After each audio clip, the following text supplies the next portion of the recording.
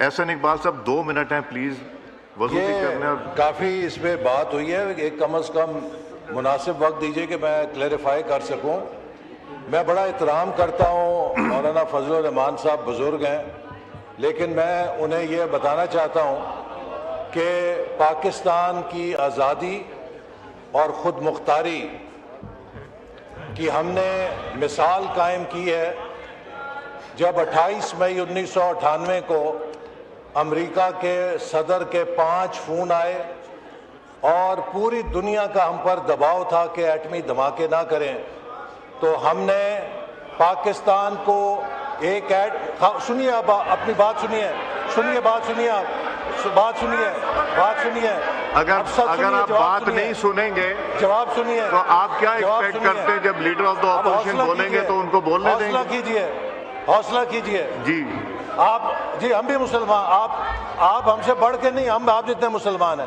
سنیں تو جناب اسپیکر، جب پاکستان کو ہر طرف سے دباؤ کا سامنا تھا، ہم نے جرأت کے ساتھ وہ فیصلہ کیا اور پاکستان مسلم لیگ پاکستان کی ماں ہے، پاکستان کا دفاع، پاکستان کی سلامتی، اس کے اوپر ہم کسی سے درس لینے کے محتاج نہیں ہیں.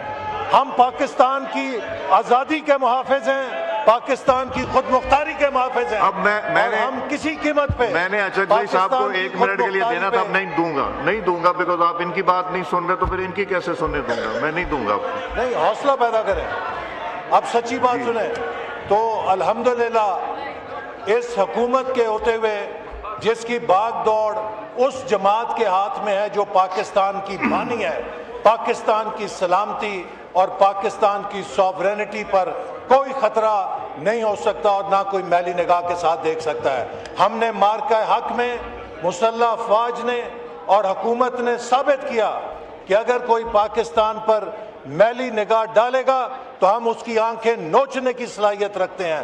تو ہمیں کوئی بزدلی کا تانا نہیں دے سکتا، ہمیں کوئی غفلت کا تانا نہیں دے سکتا. جناب والا، اس وقت بہت آسان ہے ٹھنڈے کمروں کے اندر، ٹھنڈے ایوانوں کے اندر ہم تقریر کریں فلسطین کے اوپر. ہم سب، ہمارے دل مجروح ہیں، چھلنی ہے جو ظلم ہوا ہے، لیکن عالم اسلام کے ممالک نے مل کر ایک انیشیٹو لیا کہ اس قتل و غارت گری کو رکوایا جائے. جس امن کو فلسطین کے عوام نے سیلیبریٹ کیا، آج ہم اس امن کو قبول کرنے سے انکار کر رہے ہیں.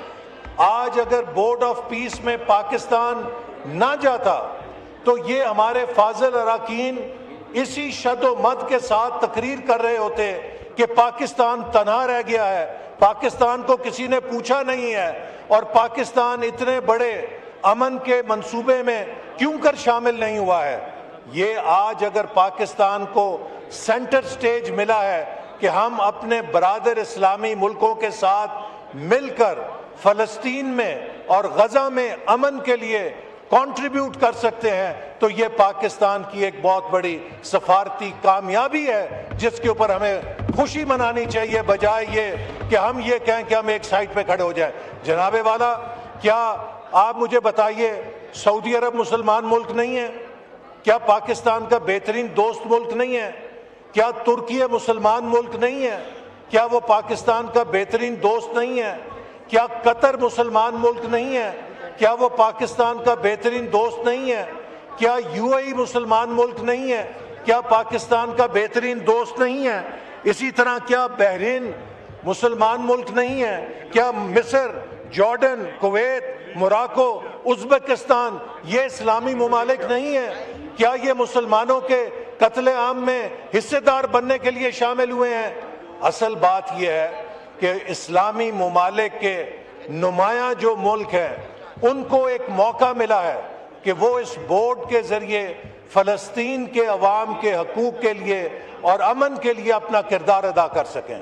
اور میں اس بات کو اس ہاؤس سے دہراتا ہوں کہ ہمارا موقف وہی ہے جو پاکستانی قوم کا موقف ہے کہ اسرائیل ایک جارے، ایک سفاک اور ایک ظالم ملک ہے کہ جس کے ہاتھوں، نیتن یاہو کے ہاتھوں مسلمانوں اور فلسطین کے لوگوں کے خون سے رنگے ہوئے ہیں. ہمارے اس اصولی موقف میں کوئی فرق نہیں ہے, کوئی تبدیلی نہیں ہے, اور اسی موقف کے ساتھ ہم اس بورڈ کے اندر شامل ہوئے ہیں تاکہ ہم اپنے برادر اسلامی ملکوں کے ساتھ مل کر فلسطین میں امن کے لیے اپنا کردار ادا کر سکیں.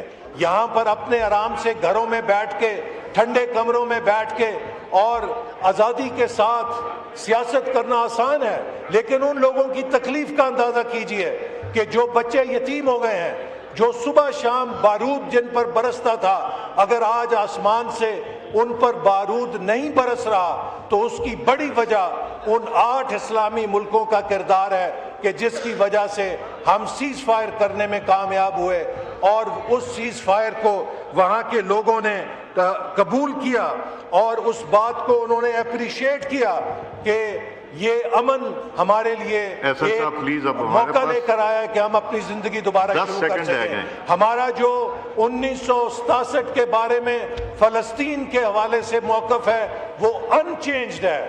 ہم آج بھی سمجھتے ہیں کہ فلسطین کی ریاست فلسطین کے عوام کا حق ہے, اور اس کے لیے پاکستان پہلے بھی پوری طرح تائید کرتا تھا اور آج بھی اس کی تائید کرتا ہے. اسی طرح مولانا صاحب کا احترام ہے, اور میں ان کو بڑے ادب سے کہنا چاہتا ہوں کہ پاکستان مسلم لیگ نون نے اور اس کی جو آبائی جماعت آل India Muslim league Quaid Azam کی قیادت میں بنایا تھا, اور ہمارا نعرہ تب بھی تھا اور آج بھی ہے, پاکستان کا مطلب کیا, لا الہ الا اللہ. اور مسلم لیگ کا ہر کارکن اسلام کا محافظ ہے, اور ہم اس ملک کے اندر کوئی ایسا کام یا قدم کبھی نہیں اٹھائیں گے جو خدا اور خدا کے رسول صلی اللہ علیہ وسلم کی ناراضگی کا باعث بنے. جہاں تک جو 18 سال کی شادی کا مسئلہ ہے, یہ آج اسلامی ممالک کے اندر قانون رائج ہے.